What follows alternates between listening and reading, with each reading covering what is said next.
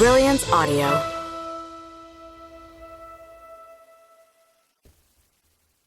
Let Me In by Claire McGowan. Performed by Elizabeth Nolden, Will Watt, Pearl Hewitt, and Saskia Marleveld. My parents are predictable people. I could tell you exactly what they're going to order every time we go out to eat. No bread for Mum, who's convinced she's gluten intolerant, and whatever she thinks is least fattening. For Dad, nothing spicy or with garlic, ideally a plain chicken breast. My life with them had been like that too. Predictable, safe, boring at times. I grew up in a semi on the outskirts of Reading. Dad was an accountant. Mum didn't work when I was little, then started helping out at my primary school and eventually became a teaching assistant. Every evening I'd sit between them on the sofa drinking cups of tea and eating club biscuits. Mum encouraged Dad and me to snack as much as we liked. It was only herself she policed. Being an artsy, moody teenager, I couldn't wait to get away from the suburbs. I started sending in gig reviews to the local paper while I was still at school, then did an English degree at UCL. I didn't get into Oxford, okay. After that, a journalism MA, where I picked up work experience on some music magazines. Mum and Dad paid my rent, as Helen likes to remind me. Then I got a staff job on one of the nationals, an effortless rise through a tough business, until it all went wrong. As I said, my parents are predictable. Their house a haven for me, where the wallpaper is always the same and they haven't switched teabag brands in 20 years, PG tips, where the biscuit tin is always full and Mum always washes my clothes for me overnight. So I was surprised, to say the least, when my parents suddenly revealed the existence of a house I'd known nothing about in rural Cornwall.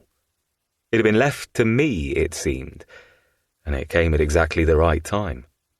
Not just for Helen, who was tearing herself in two, wanting to be there for her mum but not abandon her job, the job that was slowly grinding her into dust, but also for me.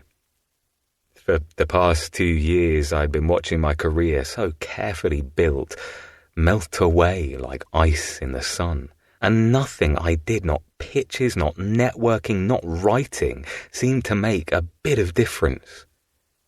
Once I got over my initial shock of learning about the house, I realised the thing I'd been looking for was this. I would try to turn a difficult discovery into a gift and save my career as well. Helen was easy to convince. She had no time to even think about buying a house, and here was one ready-made. She could give up her job since there would be no mortgage to pay, as well as being closer to her mum. All during COVID, as I did nothing and felt totally useless, I'd watched Helen become gaunt and pale, battling each day to save lives as if waist-deep in blood. This would be good for us, and if I needed to bend the truth a little to convince her to move out of London, it would be all with the best of intentions. I couldn't exactly tell her I had inherited the house, not yet anyway. I would explain it all to her in time, when the moment was right. I convinced myself it was just a small lie, one for both of our good. She would understand. The first time I saw the house, I drove up alone as night was falling, long shadows cast by the trees around the house. They were cypresses, I thought, dark green, seeming to absorb the light. The house was big, 2 stories plus cellar and attic with a large garden.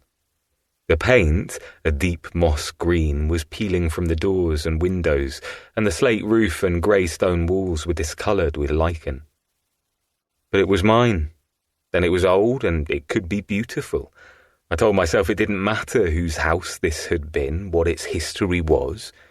I didn't believe in anything like that. It was just bricks. Pushing aside the door took effort, silted up as it was with dead leaves in old post. I searched for a particular name among the letters, but there was nothing, only flyers and junk addressed to the homeowner.